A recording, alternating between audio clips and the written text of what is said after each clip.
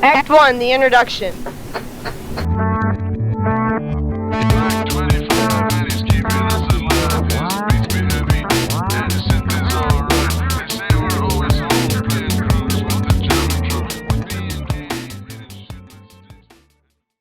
Hi, my name is Kimberlyn Bolton, Executive Director of Reimagine ATL.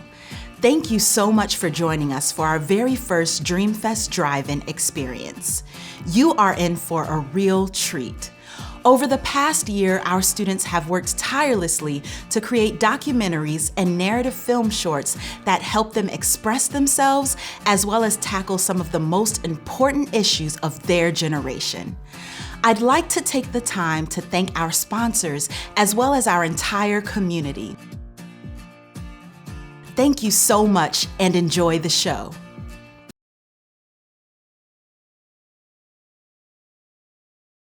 Hi, Reimagine ATL, it's Yara here, and I want to congratulate you all on completing your films. I so hope you enjoy the Dreamfest Drive In. I remember the first time I directed my very own short and just how much time and energy and vision went into it all. It is no small feat. So I hope you bask in this moment and your accomplishment. You are not just creative leaders of the future, but right now. And I am so grateful to be one of your peers. Have such a wonderful day celebrating all that you've achieved and all that you will.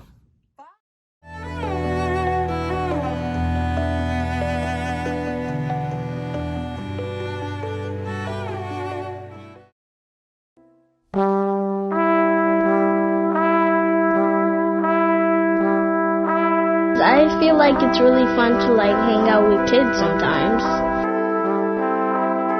I think being an example builds character in young people. Stand up for yourself, fight for yourself. Don't let no one judge you by anything. Keep trying, you got it. Never hold a grudge, stay angry. Don't fall on your feet.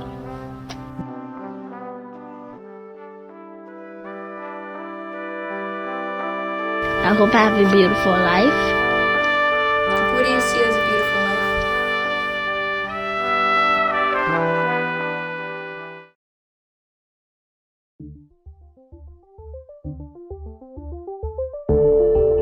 When I came into esports,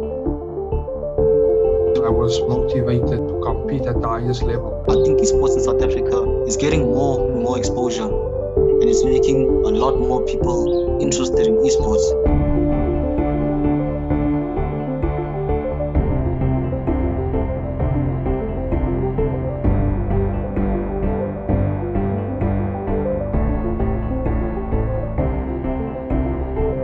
And there's so many ways esports have really changing the whole mentality on how people are viewing gamers in general.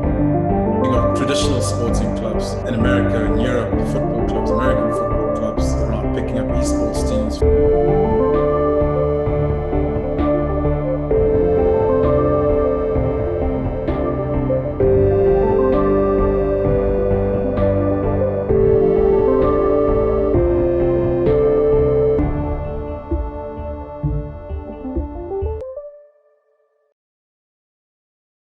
Okay, ready? Gigi, go. Okay, go. Okay, I'm Gigi. I'm 16. I'm born in Atlanta. Hi, my name is Abby. I'm 15. I was born in Decatur. And I'm born in Decatur. I'm Hayden. I'm 15. I was born in New York.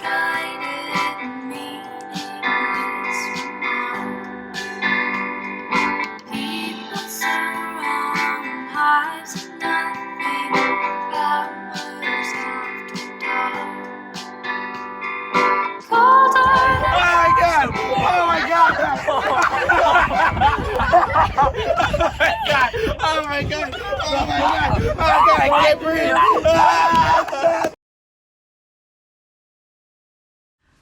You can go first. Hello, my name is Gigi. I'm 16. My name is Abby Sola, and I am also 16. I'm Hayden, or Bones, I guess I go by that now too.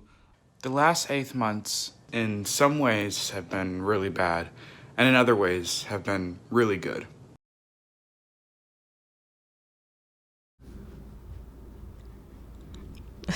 I'm Jeez. Just the representation. I didn't have a lot of representation, which is why I'm trying to do what I'm doing now, because I want to be there for someone else. Because there wasn't much for me when I was starting off.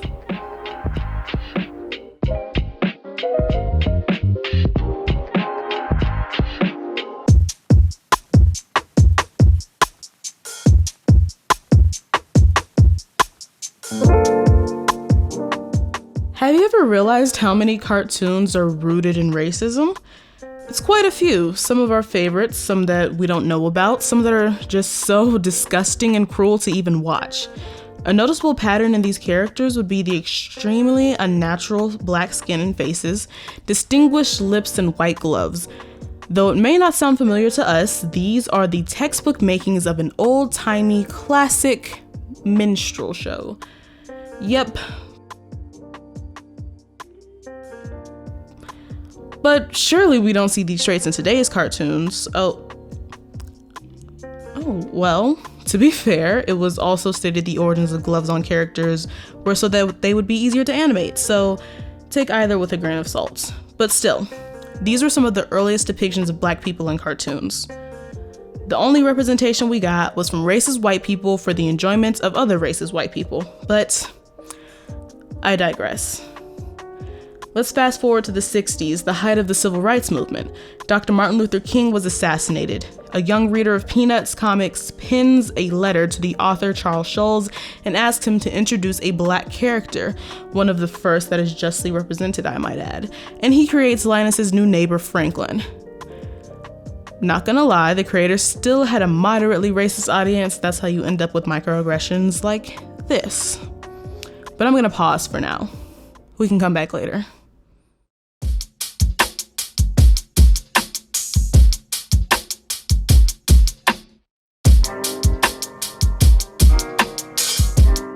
These kinds of questions are so funny because then I have all these great examples and they fly out once I'm here because all of these examples is just here in front of you.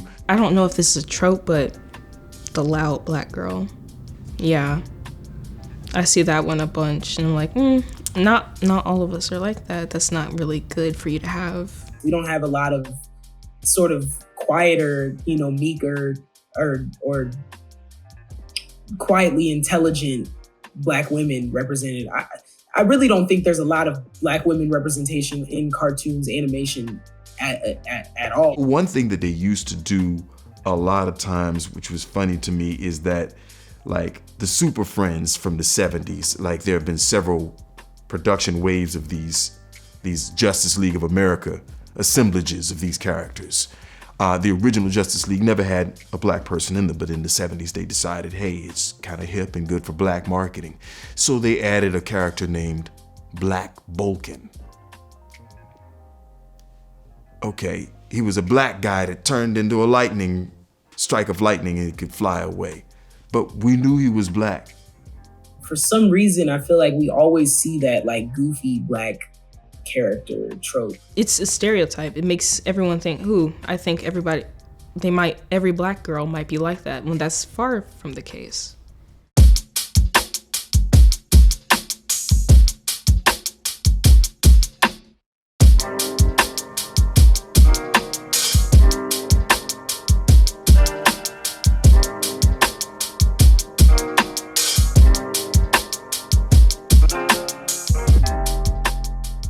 Fast forward again, but to 2020. Yeah, I know, a little curse, a little bit of an eyesore. We already know, we lived through it. During the height of the Black Lives Matter protests, we see a lot of white guilt, for lack of a better term. Many celebrities are singing songs and changing their profile pictures to ensure no one thinks that they are a racist. Though all are performative, others like Kristen Bell and Jenny Slate decide to step down from roles that they believe are for black people.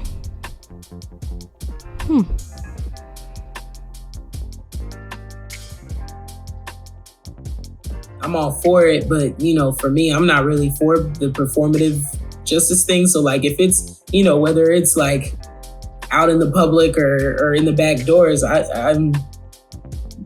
thank you for you know, realizing that there's something morally wrong and taking action on that. But, you know, we shouldn't have had that problem in the first place. So they're just doing their job, really. Okay, so do you, like, in layman's terms, do you think that they did the right thing by leaving their role? Yes, I definitely think that actors of color, voice actors of color, people of color who are moving into voice acting or from stage acting, stuff like that, should be given primary consideration. However, I have to say that as an artist and as a person who listens with his ears before his eyes, I have to say that at the end of the day, the best voice has to win. Yeah, of course. I mean, not only, you know, to keep the projects that are being done and created authentic, but also to give people of color, Black people, the opportunities. You know, voiceover is like they say voiceover is such a hard industry to get into. So it's like, why would you not open that up for artists that are colored? You know what I'm saying?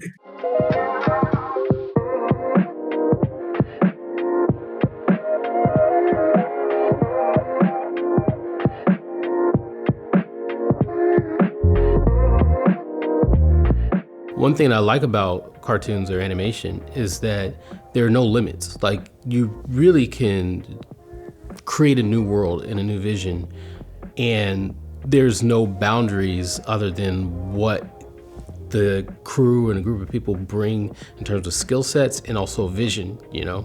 I think we can't be mad at how the history of cartoons and animation has gone.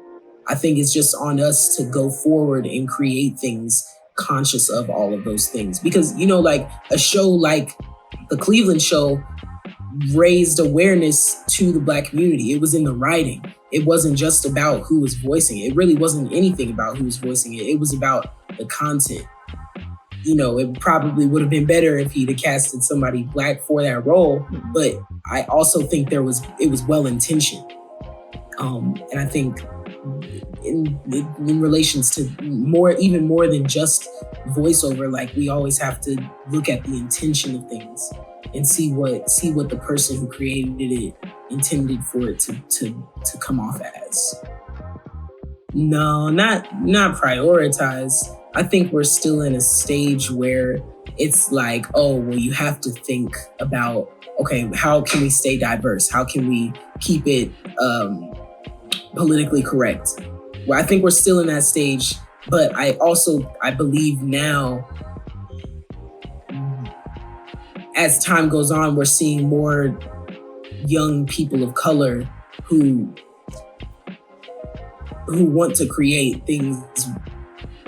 Are you exposing me as a viewer to something new or something that familiar in a new way? I just really wanted to tell a story that I would have wanted when I was a kid. Something that I would have been like excited to see and kind of like invested in.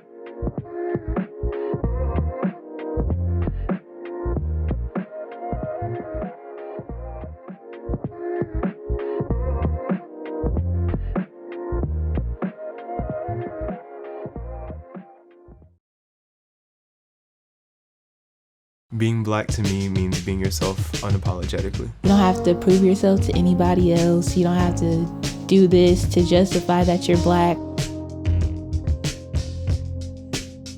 I think would be family, or at least making relationships with other people. You are putting yourself out there to make sure that others are safe, or to make sure that other people have the things they need to be great. You're a human like everybody else. If you do something, it's you.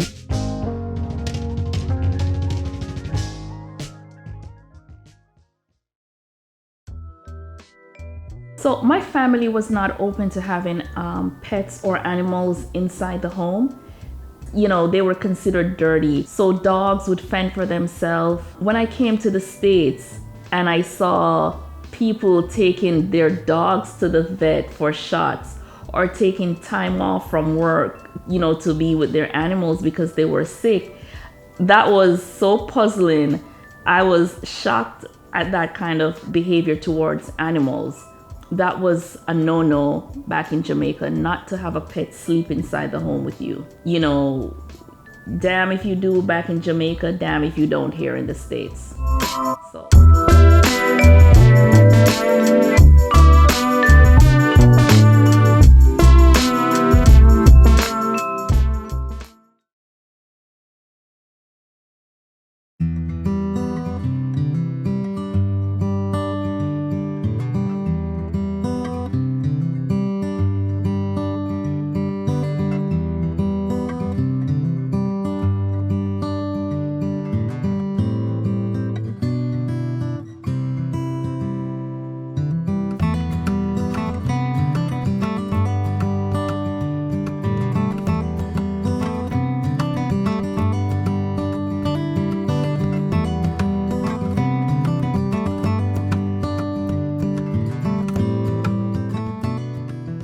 It changed everything. You just like miss out on like sharing jokes or like just like laughing about stuff.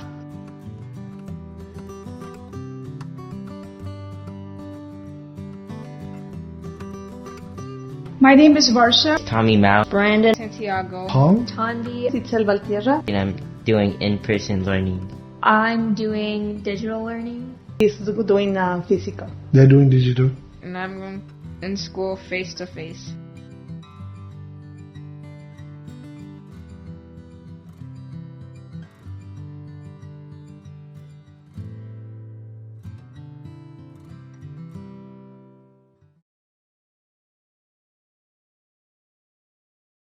He sentido el arrepentimiento, pero en realidad no me arrepiento porque creo que cada experiencia y cada cosa que uno hace en la vida nos hace personas más fuertes, nos cambia y nos va haciendo madurar. No me siento arrepentida hasta ahorita no me arrepiento de nada porque he aprendido mucho de cada cosa que pasa en la vida.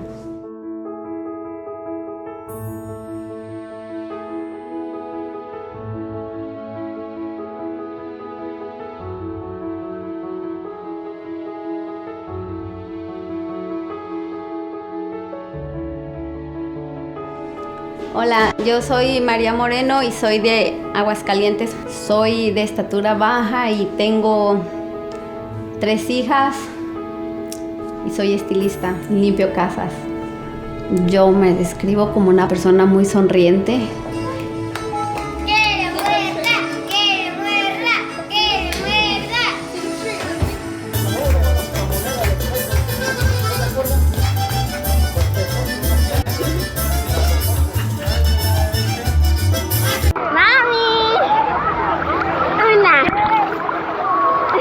No me puedo estar quieta porque, no sé, siempre tengo que andar haciendo algo. Soy una persona muy alegre.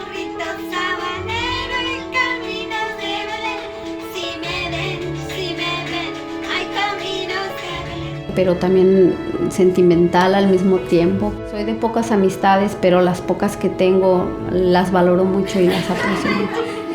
Mi mamá siempre me decía que yo era una niña muy hiperactiva porque en una ocasión me fracturé el pie y aún así con el yeso yo siempre andaba arriba de los árboles y no me importaba tener el pie enyesado y mi mamá siempre me decía ni chiquita ni enyesada te quedabas quieta. Mi infancia fue en cierta manera pues bonita. Disfruté mucho tiempo a mi mamá y con mi papá también. Él no estuvo mucho tiempo conmigo, pero trató de disfrutar los momentos que estábamos él y yo. Cuando yo me vine para Estados Unidos me traje a mi hija la mayor.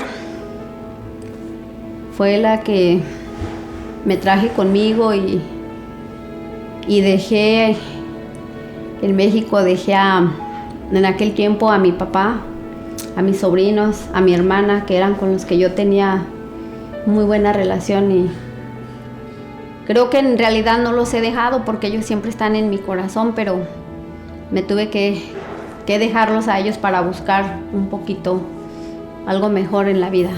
Lo más difícil de mudarme fue cuando miré la realidad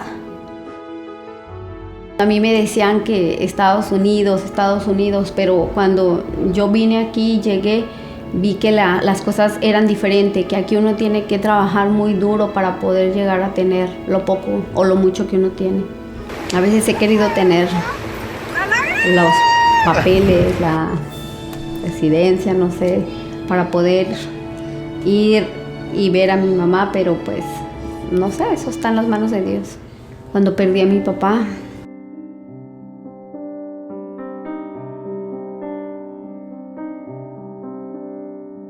siempre yo había escuchado decir a la gente que perdía a un ser querido, o sea, yo miraba cómo lloraban, cómo sufrían, pero yo no podía sentir realmente el dolor o la tristeza de esas personas hasta que lo viví con mi papá. Fue un tiempo muy difícil porque yo ya no pude estar con él, ya no me pude despedir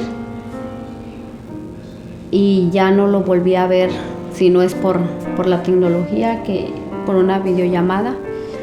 Ese fue uno de mis tiempos más difíciles, y otro tiempo también de los más difíciles que he tenido es que cuando quisimos comprar nuestra casa, nosotros nos habíamos sacrificado mucho para juntar el dinero y nos hicieron fraude, nos robaron la cantidad de $15,000 y yo me sentí triste porque uno trabaja duro, se esfuerza mucho uno para tener lo que uno quiere y para que las personas agarren así el dinero, ¿no? Eso fue un momento muy difícil. Mis logros son, uno, pues haber llegado bien a este país y tener mi trabajo, mi casa, la compañía de mis hijas y tener gente que me quiere a mi lado. La mejor parte de ser madre es disfrutar a mis hijas, ver cómo van creciendo y cómo van agarrando su personalidad cada una. Mi hija Luna, la mayor, ella es una persona muy determinante en lo que ella quiere. Ella y yo nos parecemos mucho en el carácter porque a veces chocamos con lo que ella quiere y con lo que yo digo, pero igual es una niña Luna, ya, cosa seria, muy pues. buena. Y Fernanda, mi segunda hija. Fernanda es una de las niñas que siempre se ríe. Estás ayudando más. Y es una niña muy dulce porque siempre trae una sonrisa. Ella se levanta y su sonrisa, y creo que eso es lo que a veces me gusta mucho de ella y de mi niña, la chiquita, que es Leslie.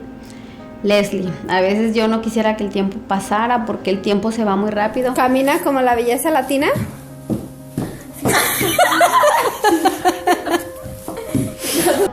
A veces la miro y yo le digo, Leslie, por favor, ya no crezcas, yo no quiero que crezcas. Le digo, cárgame para que ya no crezcas.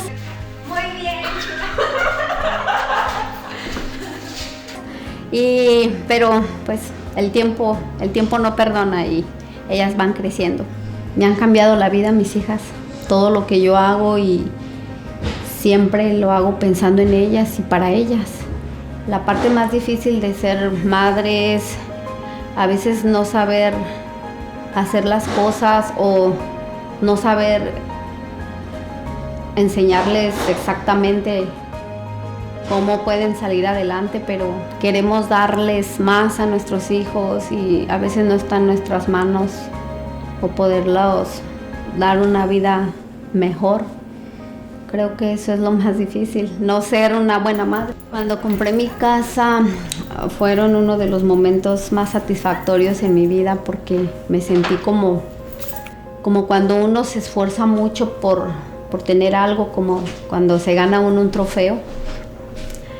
Fue algo muy bonito, muy especial porque esa base y ha sido de mucho sacrificio, pero me sentí no sé, fue algo muy bonito en ese momento para mí, y yo creo que para todos en mi familia fue algo especial porque ahí se ve reflejado lo que tú quieres realmente en la vida, los logros que ha tenido uno, el esfuerzo más que todo, y es un momento que yo creo que nunca voy a olvidar porque creo que hasta lloré de la emoción. Ahorita, en este momento, pues bueno, por cosas de la naturaleza, mi casa se inundó y nos ha tocado un poquito,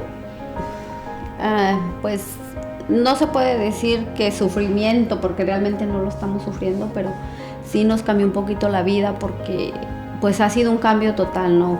Que hay que arreglar la casa, que le están haciendo modificaciones, entonces aprovechando de que la aseguranza va a hacer eso, pues yo también he querido y siempre he soñado, yo creo que como todos, tener nuestra casa pues a nuestro gusto. Yo creo que no lo veo como algo que nos tocó así, sino como algo que yo estoy aprendiendo y que valoro más. Y pues esperamos a que la casa esté lista, y yo pienso que otra vez cuando regresemos a la casa y que ya esté lista, pues también va a ser uno de los logros, porque estamos invirtiendo para tener una casa un poquito pues más bonita. Cuando agarré el salón también me sentí con una gran satisfacción, porque yo siempre había querido tener un salón y me he sentido contenta, me siento realizada, me siento que estoy haciendo las cosas como a mí me gustan, a mi manera, y me siento feliz. Y yo creo que mis compañeros que también estamos juntos lo disfrutamos y hemos visto que es muy bonito de ser independientes y tener algo de nosotros. Lo que más me gusta de mi trabajo es ver la sonrisa de mis clientes.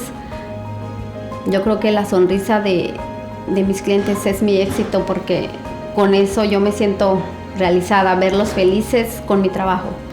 Yo no los veo como clientes, yo los veo como amigos, y yo no lo veo como un trabajo. Yo lo veo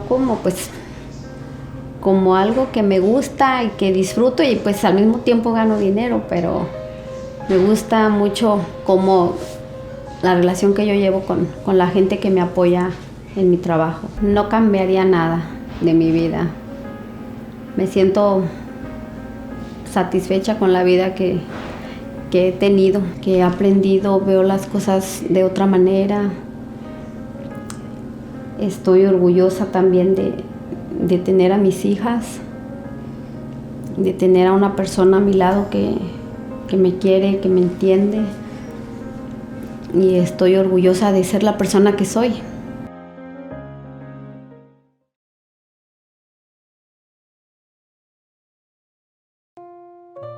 Boys tend to float for a long time, right? Wherever the wind takes them. He's not as focused as we've become, but I probably was just like him. I didn't focus at all growing up. I just was anywhere I can find something to do. It was fun. Okay, if it wasn't, cool. Kevin's a lot like that, right? He's very much like me in that sense, where he's just floating, and I'm trying to wake him up. I think there's definitely a pressure needing to be good in school. For me, it's like coming from the family that I know. My dad came from Haiti, a third world country. Same thing with my mom, and they still ended up doing better than average in school. So in my family, you gotta be good at school, or else, there's pretty much no place to be, pretty much. I mean, it's all the support to make your kids better than you, like I told you. My mom was, man, if you graduate high school and you go to college, good Lord, I'm gonna be on my knees praying God every day. So, that's the bare minimum for us, So, big time different world.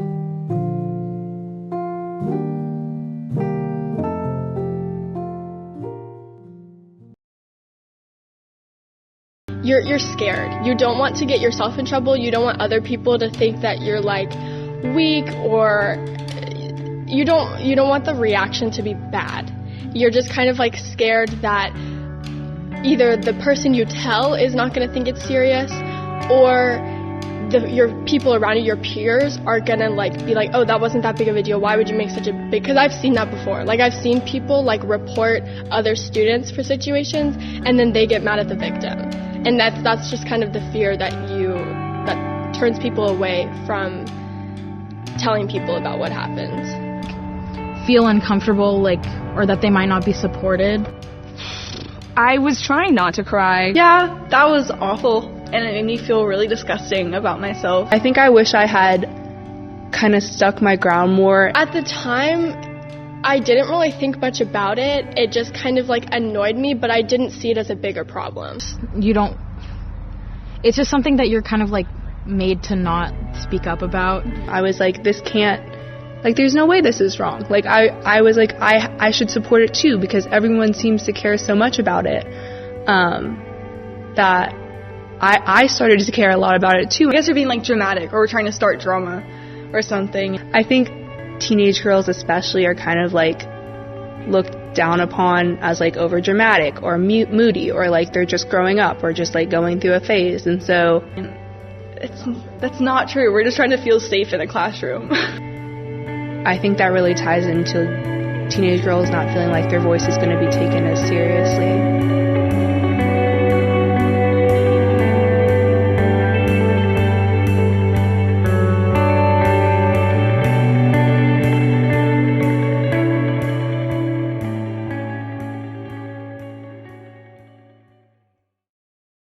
I didn't have nobody to teach me about the world, about what was out there. I had to find all this out myself. By experiencing it for myself, I didn't have one to teach me. I didn't get the opportunity to experience the things that other females or women or children experience. He thought that that's how men were supposed to be. He thought you were supposed to bow down to them. He thought he was supposed to be in control of everything. If you didn't do it his way, oh, you got beat. I done prayed about it, and I asked the Lord to forgive me. She could have called the police. She could have got away from him, but she chose to stay. I would tell her that I was being abused. There's nothing I can do about that relationship. I love her. There ain't nothing in the world I wouldn't do for her. But I just leave it at that.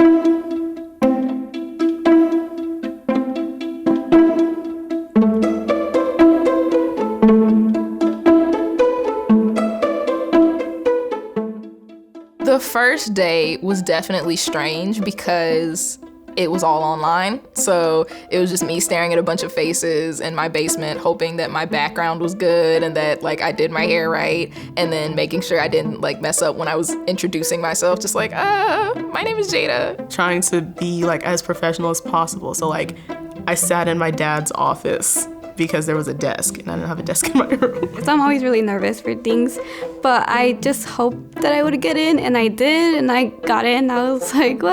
That ain't real. I just couldn't believe that I got in. I don't even know why I said it, but he was like, what's your favorite movie? And I was like, Ratatouille. And I was like, oh my God, oh my God.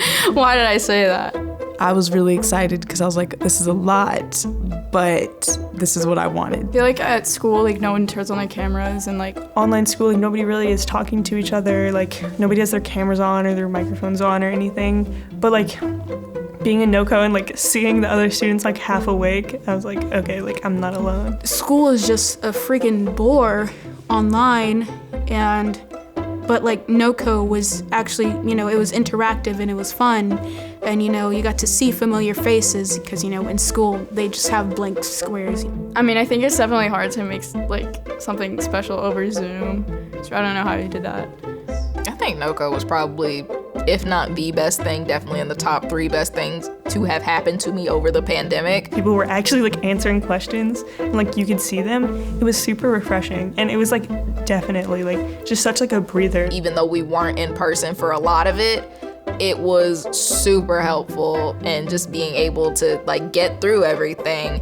And when I go back to normal and all that, it's like I already had a kind of sense of normalcy because I had this program that was like running so smoothly. We had a whole year to really get to work with everything, and the amount of like immersion that we got with all the equipment that we worked with, and getting to learn so much about the filmmaking process and getting to watch films. Even the stuff that you think is like boring and annoying, like you're learning a lot, and it's like, it's fun. I mean, like, also I was just like struggling personally with like a lot of like intense stuff. So it was nice, like, especially over the summer, like we did it like 2 or 3 times a week, and that was for like all day, and that was really fun. Yeah, so everything was going crazy, but I still had no-co.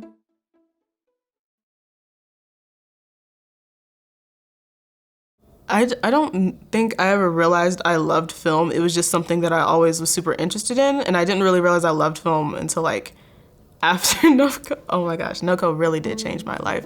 This is kind of annoying, but I was like, oh, like, I'm not gonna really have to learn like that much. Like, I pretty much know a lot, but like, no, I didn't really know anything. This is a program that really is gonna show you what it's like to be in the film industry and what it takes to be in the film industry.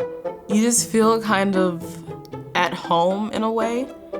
You feel supported and encouraged, and like everything is going right, and everything that you can do is being done and done well. So you feel comfortable, like the end product is gonna be amazing, but I'm also having so much fun in the moment. I think that like all being able to work towards like the common goal and all being able to like go through like the same kind of hardships together in a way really like made us relate to each other a lot more.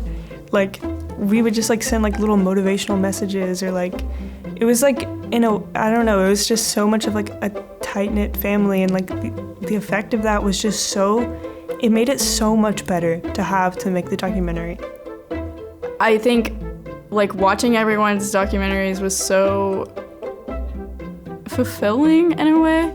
Like it was so cool to watch like how everyone worked so hard on it. I can't imagine my life before no-co, so I feel like I've known them my whole life. So when I was watching them really get into their roles, it was exciting. I feel like how I imagine my mom feels when I get like an award or something. I felt like a proud mom. Everybody was supportive. Everybody was just so amazing. It was a great friend group to be a part of. We all created these different movies. They were all awesome, by the way. I could talk about those for an entire another interview because I love them all so much.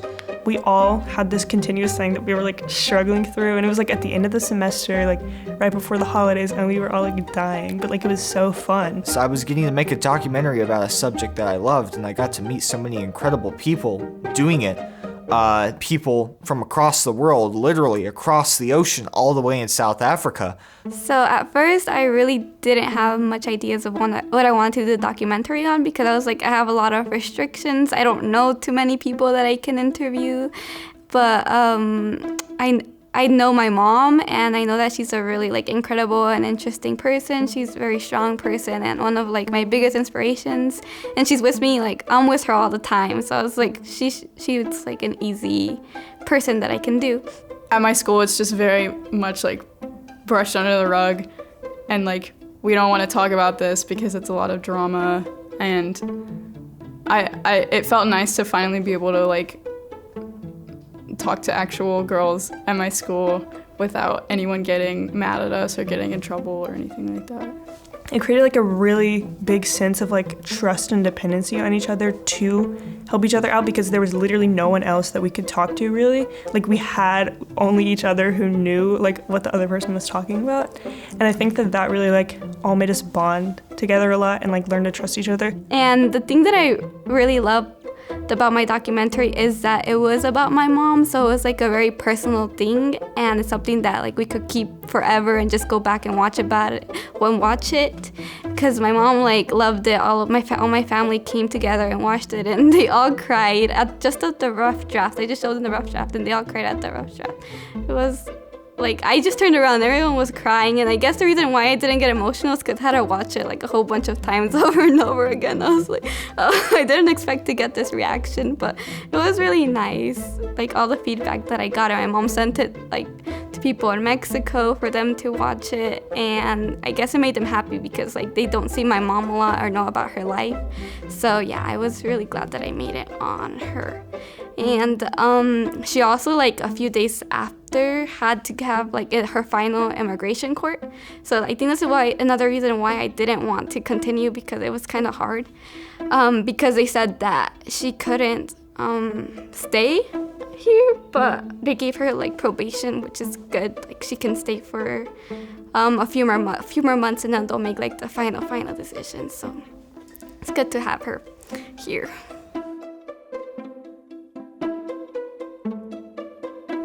I think with the documentary, I not only learned skills in filmmaking, but I feel like I learned a lot of emotional skills, a lot of coping mechanisms throughout that time. So being able to see like how everyone's like personal style, and like I could like see their personality in their documentaries, and I was like overwhelmingly proud. Like, I've never experienced like proudness like that before of like anyone. I was like, it was just so like exciting to see how like all these different people like saw like different things in the world, and like how much like attention they put on this one little thing that I would have never even like thought about. Like, I was so proud of everybody then. I was like, we did it, besties. Like, we got this. Being able to problem solve, you get more pragmatic in how you go about problem solving. Like, things stop being, oh my gosh, this is a big super crisis, and it's just kind of like, okay, take a minute, marinate on how you want to solve something, and then you could come back with your solution. Or even if you don't have a solution, you could come at it with your ideas for a different solution. And of course, I'm always gonna remember, like, hey, things are gonna go wrong.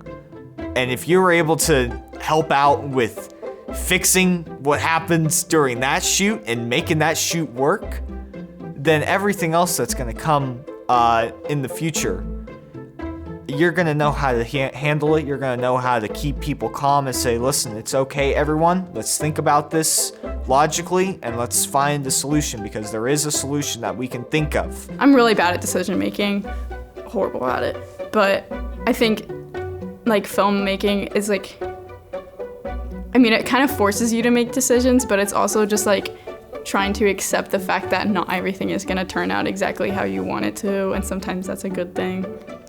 It definitely taught me that sometimes things just don't work out, and you just gotta push through it. You just gotta make it through. Definitely not the same person I was when I started. I think NOCO, and along with just being in quarantine and just like being out of stressful spaces where I felt like I was kind of masking who I was, it has definitely kind of encouraged me to be more of myself, and also help me learn more about myself. And I'm grateful for that. NOCO has given me the tools to be more confident in myself, and to be authentic, and to not worry about whether or not I'm gonna make it into this next program, or into this internship, or into this school, or whatever. Because confidence at the end of the day is knowing that, you know, even if you don't make it into it, you still have value, you still have a place. This sense of like, I can do this, like that mindset, and like a fix-it mindset really translated well into like making sure that like everyone around me like was okay in a way that we hadn't really considered before. Like, I think for a long time I only like considered like myself and my emotions like throughout the pandemic, and I really kind of got all my friends to like think about each other. I feel like I'm a totally different person than I was before, because now I feel like I'm more myself and I can express myself more. Before the doc, I wasn't a very affectionate person, and after it, I feel like I became a lot more of an affectionate person, because people need it. What I want in life and how I can go through it now without freaking out all the time. or being super stressed out all the time. It's great. I feel free. Because of the different stuff I learned here, I was like, I want to go into sociology because I want to learn about different groups of people. Because like my documentary was about how people felt about their blackness, and in talking to my three of my friends about it, I learned so much about what a person's upbringing can do, what the media they consume can do. I want to tell the stories that people are somewhat afraid to tell or afraid to speak out about. I want people to see my perspective. I want people to see how I view the world and see that through the characters and potentially change someone's views about something and how they see things, because it has the power to do that. It kind of helps me in film because if I know about these groups of people, I can depict them respectfully. I want to be a producer. I want to produce. I definitely think that is probably my strong suit. Like, be a film teacher would be really cool, just because like some of the film teacher like I've had in the past and I have now, they've like really just like showed me like how much like a good film education, like an education in a topic that a student likes, like can really like change the path that they go on, and like even like how they like see the world and like make them like excited to like learn and stuff. So I think doing something like that would be like really cool and something that I'm really interested in. Being able to have all these different experiences has kind of made me realize that just like I want to have all these different experiences, not just this one specific path, just kind of branch out and make sure that, you know, the stories I'm telling represent a plethora of different experiences. Make sure that when I'm like directing or something that I'm really tight with the cinematographer because I know all the cinematography words because I've done it before, or just like being able to set up all the lights because lighting in movies is so pretty. Just being able to make sure everybody looks as pretty as they are in person. You know what I'm saying? No, like that's so weird. I've just never had like a bond with like a graduating class like I have now before. So it's like sad, but like I'm so excited for them. They're gonna do like such great things. I'm so excited. I want everyone to have a group like NOCO, whether you're working in film or animation or even like construction or something, because being able to have a group of people your age that are all working to a common goal and being able to have all these different connections to the industry that you want to be in is something that is so not only insightful, but it's helpful to your growth in the field and as a person, just being able to kind of lift yourself up with this group of people and with these resources you wouldn't get otherwise. I think what makes NOCO special is really the heart of it. It's not just teaching a bunch of annoying teenagers how to hold a camera. It's learning more about other people and where they come from. And everybody in the program has such different backgrounds. And that was another crazy thing to me, like realizing how different everyone else. I feel like the pandemic kind of forced me to look so much into myself that I kind of forgot other people existed.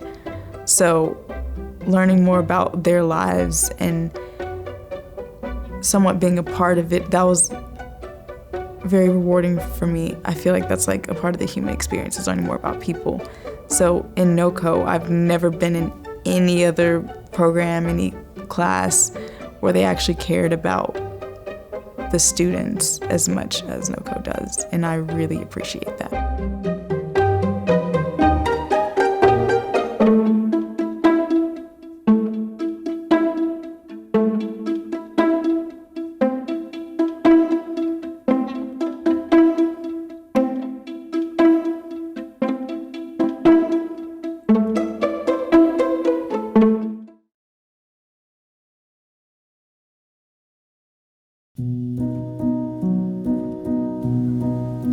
But the girls stayed away for a long time.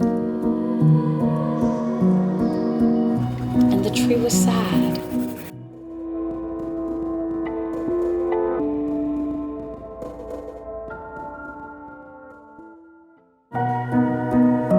And then one day, the girl came back.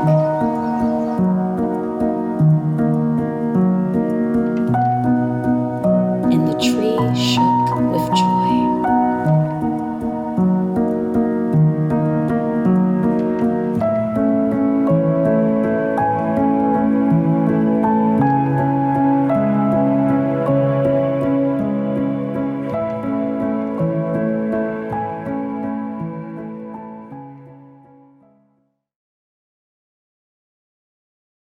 Reimagine provides exposure, training, and placement opportunities for careers in the film industry. With your continued support, programs like the No Comment Film Fellowship can continue to be free for students. Visit reimagineatl.com/donate today.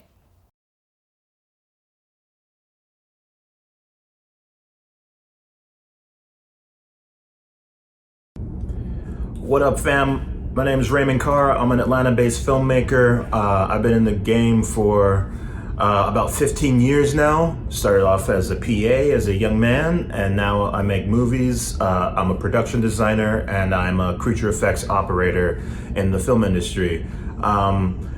As an independent filmmaker, I got a new film coming out called Joyriders.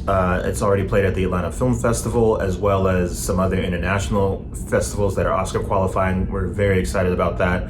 It's a love letter to sci-fi and Afrofuturism. It features 3 black teens from Atlanta who find an alien spaceship and take it on a joyride through Atlanta. We built an entire spaceship ourselves, with the interior and exterior, and we did some amazing drone shots throughout Atlanta and did some really cool alien creature effects on that too. I've worked in every major city in North America and even lived in Iceland for a while making TV and movies, and I keep coming back to Atlanta because Atlanta is the place where you can be creative and have creativity flow. You get a lot of mobility here, and you don't have to bust the bank just to make your dreams come true. So ATL Rise Up, respect, know that you are in a good place, you are in the perfect place to make your dreams come true. So always believe that. I'm also on the board of Film Impact Georgia, which offers a $5,000 short film grant twice a year. So make sure you check that out at filmimpactgeorgia.org and see what kind of benefits we have. We offer workshops as well as different cool events where you can network and meet a whole new group of filmmakers that you might not know about. So check that out. I'm really encouraged to see the next generation get in there and make their own stuff. I can't wait to see what y'all are coming up with. Be encouraged, get out there, make a name for yourself, don't be lazy, and get creative. Don't just do what you've seen before, try and be innovative and creative. So good luck out there, and I can't wait to see what y'all have in store for the next generation. Peace.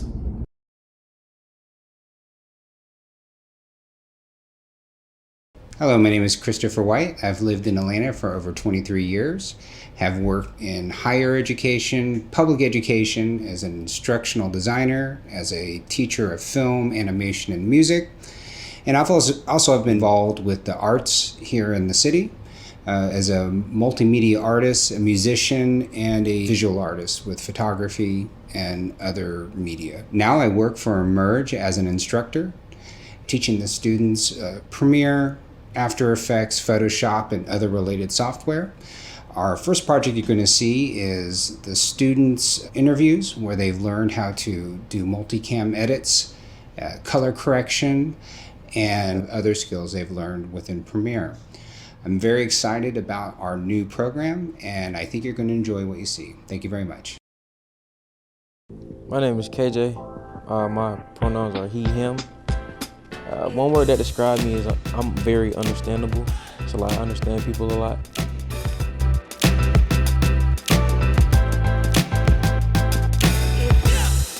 I like to see through everybody's perspective.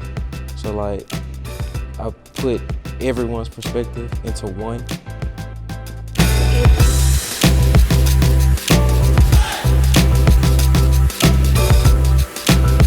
Networking and work on my skills, like editing skills and stuff like that, and networking too.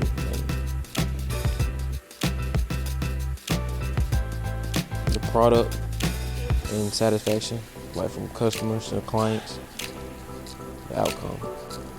Hi, my name is Amani Ward. My pronouns are she, her, and a word that I would describe myself is unapologetic. I want my storytelling to show every side of every race, ethnicity, nationality, gender, sexuality. My friends, we always have these deep conversations, and they always give me ideas for something new. And then they're my biggest motivators as well. get better at all the different platforms like After Effects, Premiere Pro. I just want to be able to gain more friendships. I used to be in Girl Scouts and able to learn leadership, different skills to become a great person, I guess.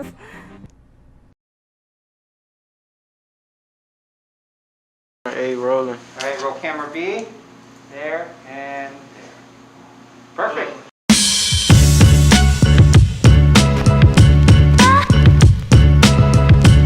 Even if people don't agree with my art, the fact that they took the time to watch it or hear it, then it's going to be in their minds. It's going to be invested, and they're going to be thinking about it if they agree with it or not. And I think that's the power of influence, that you can just engulf somebody in your thought process by what you create. And if they're a part of it, then I did my job. Continually seeking, continually trying to have that spark fired. How can I spark somebody else's? Whatever just keeps the energy going. My name is Emmanuela Wade. My name is Sue, sorry. My name is Hannah. What motivates me is to be able to change people's perspective on things or change people's minds and just have the opportunity to make people think differently than they did before they saw whatever I made. Just to be the one person that everyone can count on all the time with any project that I do. Jalen, take one. Hi, my name is Jalen. My pronouns are he and him, and a word that would describe me is ambitious. Coming from a family of resilient people creates a drive in you to want to be the best. Seeing them at their lows just creates a fire in you to really give it your all in whatever you choose to do. I kind of feel like I'm a voice in a way for people that just didn't really have that chance to do the things they really wanted to do. And I feel like it's a part of my job to help tell those stories. Hi, my name is Jordan Paige Suddeth. My pronouns are she, her, and one word that would describe me would be resilient. I think I am a chameleon. I can be very introverted and very extroverted at the exact same time. My biggest goal in life is to inspire anyone and everyone that I can. So if by creating things I can inspire someone to do something, I've reached my goal. In high school, I battled Lyme disease while keeping a 4.0 GPA and creating 16 film projects as an autistic female filmmaker. Hey, Kenya Sims. I go by she, her. They say self-confidence comes from preparation. And that's ultimately, I feel, what this apprenticeship is. Very detailed and specific and intentional preparation that I want to take with me so that I do feel confident in these settings that I'm so fortunate to be a part of. The journey of self is one that is very relatable to everyone. And that's one main thing that I really like to push in my art. I feel like just me being who I am and the way in which I see life really contributes to how I choose to create with that life at the forefront.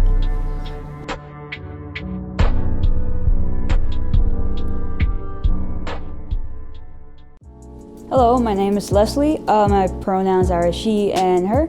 And one word to describe myself is determined. I really like seeing people smile. Like every time I make something and I show it to another person and it makes them smile, it just makes me really happy. And I hope that person feels inspired and they'll make something themselves and help make someone else smile.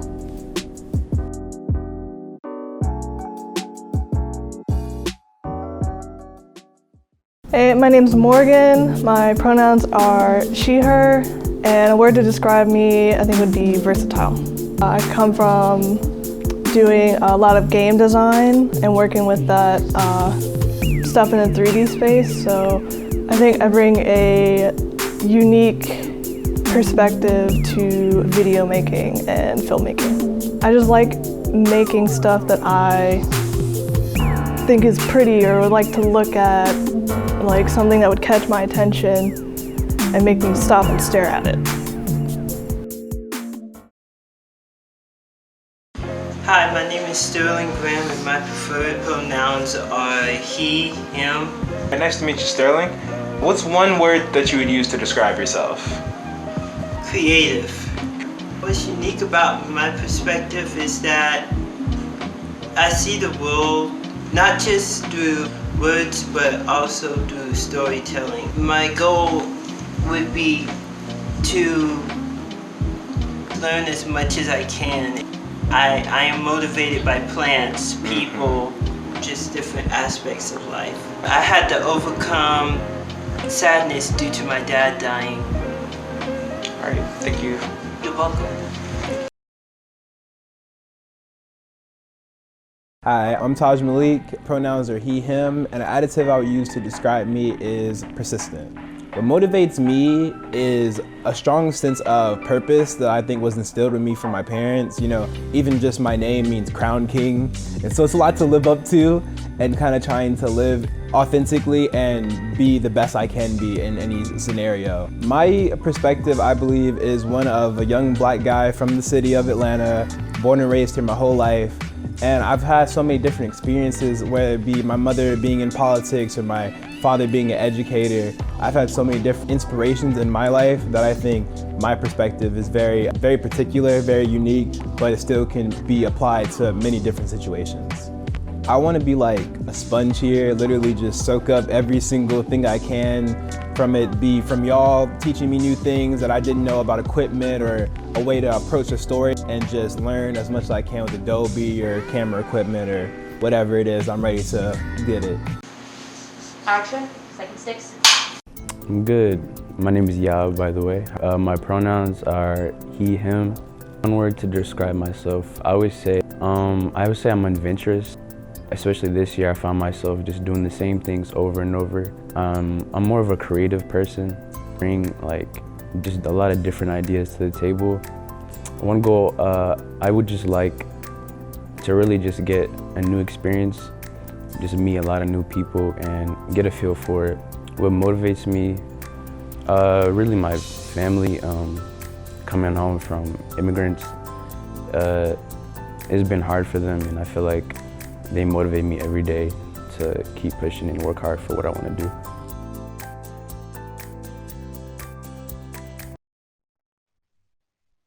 Hey y'all, my name is Ebony Blanding. I'm a writer-director from Atlanta, Georgia, and super lucky and fortunate to say that I have had various opportunities to work with Reimagine Atlanta in different programming and workshops. I'm excited that this year I'm working with Emerge.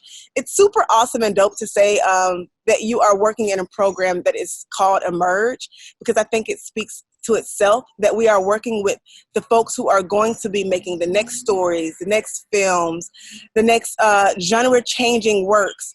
We're working with them right now. And so I'm super excited to see all of our participants emerging and doing such beautiful things. Thank you.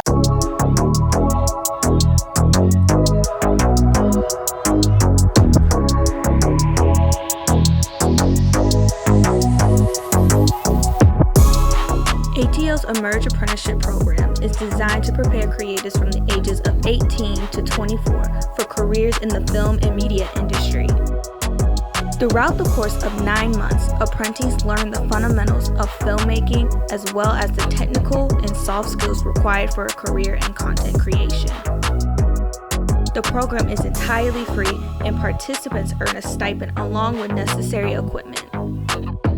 Ultimately, apprentices are supported to ensure they're prepared for a thriving career. Local ad agencies and production companies have partnered with Reimagine ATL to address disparities in the creative industry. Something that I love about Reimagine is that it allows me to meet so many new people and make new connections and just get to work on my skills of working as a team and working with other people. I definitely think that I do really well when there's like people like around that are like all going towards the same goal. I kind of somewhat look at it as everything is like a friendly competition. So I see all the stuff that we're doing, and if I hear somebody's doing good, I'm like, okay, I gotta get to that level. Me pursue my goal more gave me more opportunities to advance in my career that I want to do. And they also guided me with like many tutorials of how to do certain stuff, use certain programs, certain equipment, and etc. I like about Reimagine would probably be the aspect of just learning more about the Adobe programs. I've been enjoying that the most so far. I feel like they can help me in the long run. What I love about Reimagine is the sense of community. I generally feel like everybody is trying to push each other to be better. I'm looking forward to more projects in the future of working together to get certain things done, and also just making new connections, meeting new people. Another thing, Reimagine also not only gives opportunities to filmmakers and music producers or recording artists like me, it also gives opportunities to people that have like-minded statures. It's also allowed me to make great relationships and get to know folk. You need connections, but you also need to be able to have some friends and a support team that's more than just, your own blood and flesh. You need to have people by your side that actually fuels your fire and fuel what your pursuit is. This program is made possible with support from Arts to Work, the Arthur M. Blank Family Foundation, and Career Rise.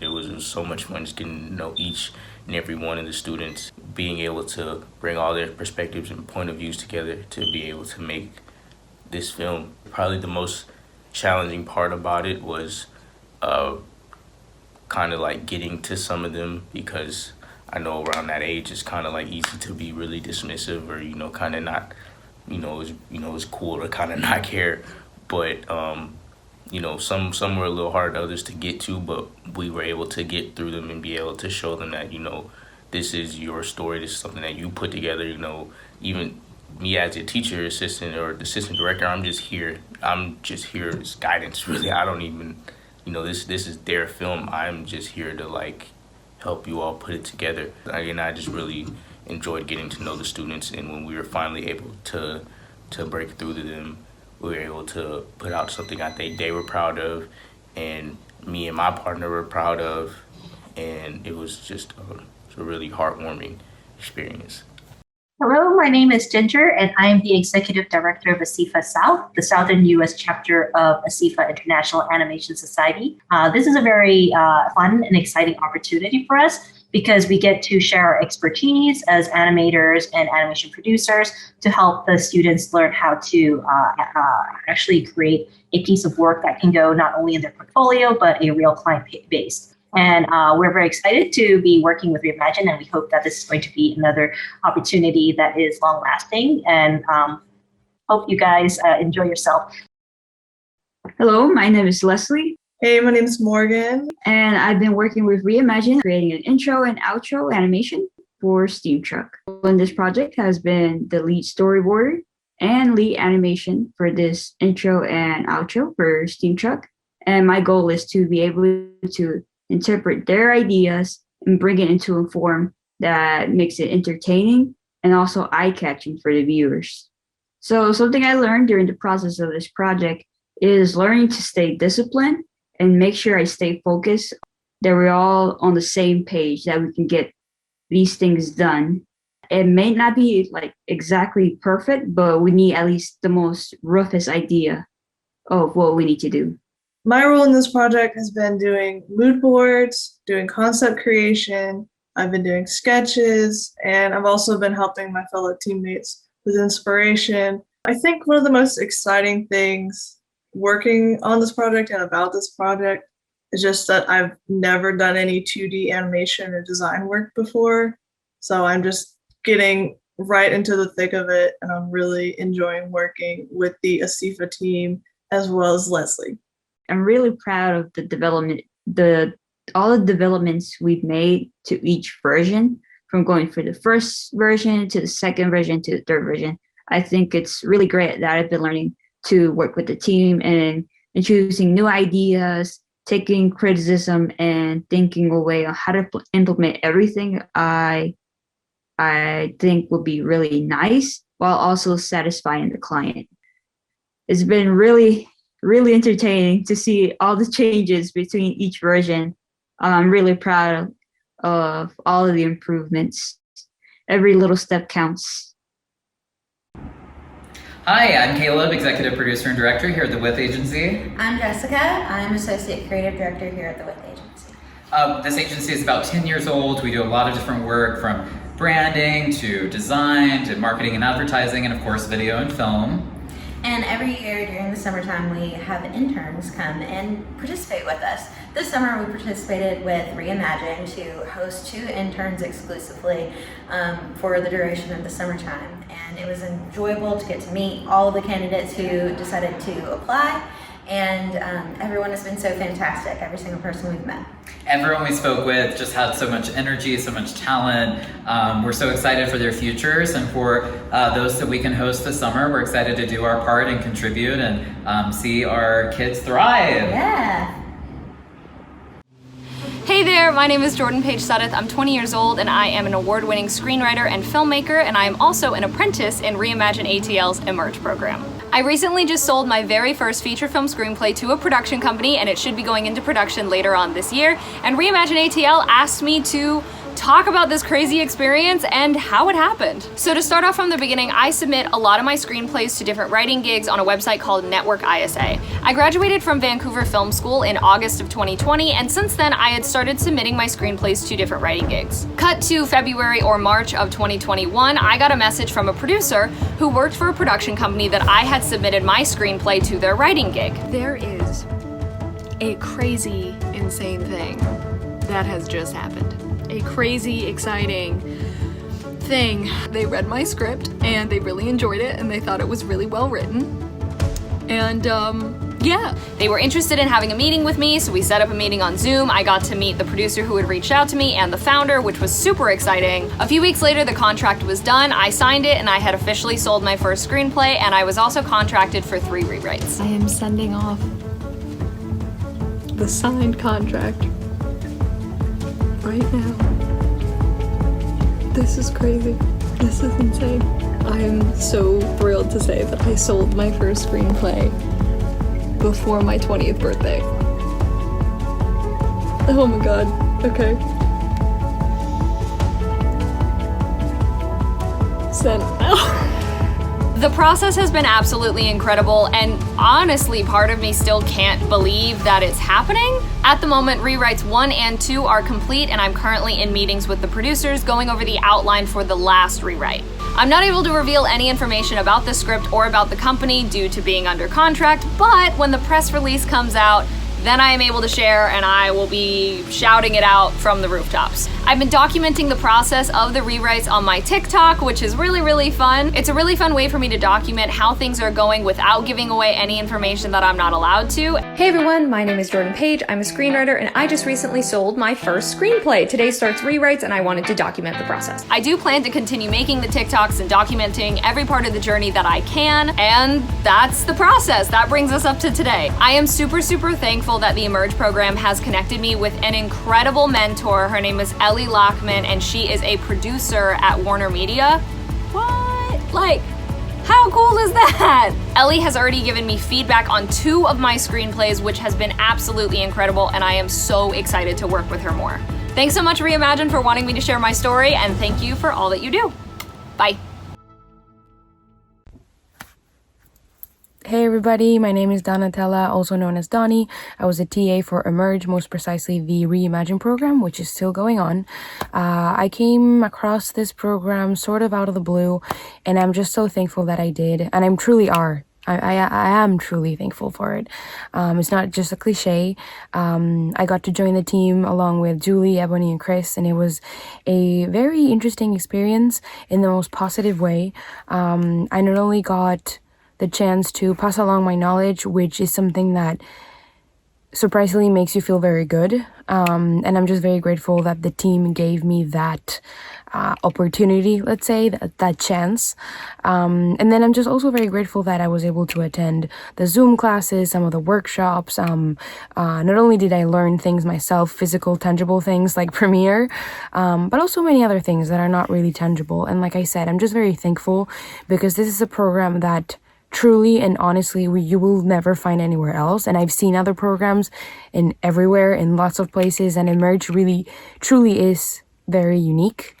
And at the moment, I am home. It's 6 a.m. and I'm back from set. It's been a fantastic 2 weeks with a Lionsgate movie that's shooting, and I literally wouldn't be here if it wasn't for Julie and the Emerge team.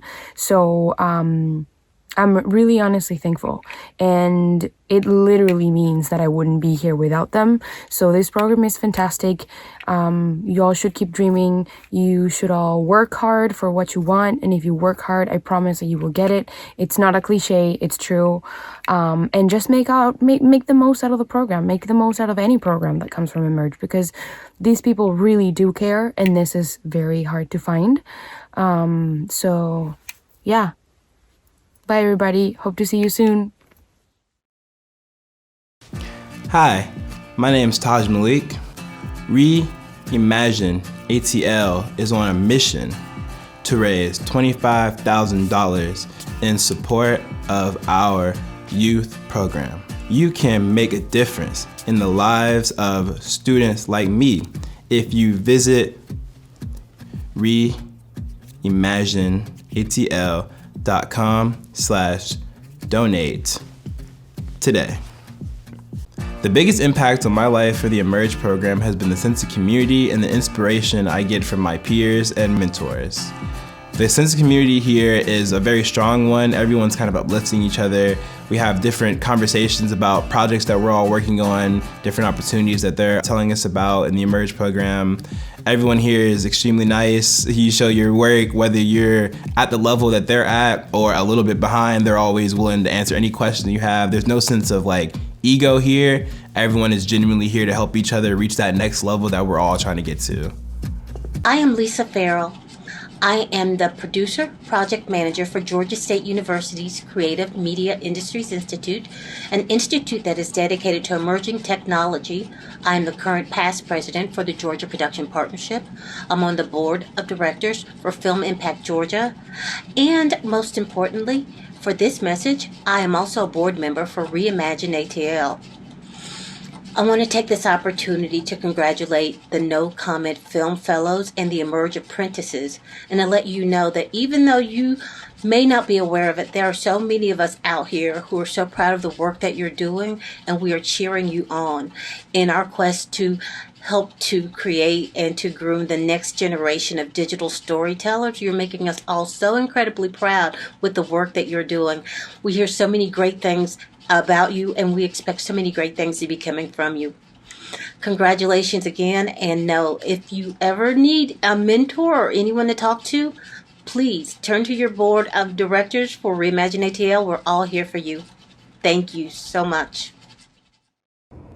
Hello, my name is Jewel Burke Solomon, and I am one of Reimagine ATL's board members.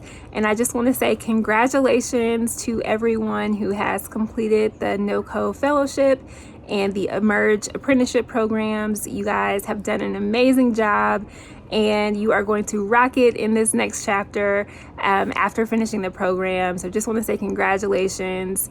You are amazing, and keep going. Hey y'all, I'm Brendan Doherty. I am the board chair of Reimagine ATL. It is a position that I'm humbled and thrilled to serve in. especially after incredible nights like tonight. Wow, what an incredible show, y'all. Thank you so much for coming. I'm here in the audience as well right now live. You can hear me honking.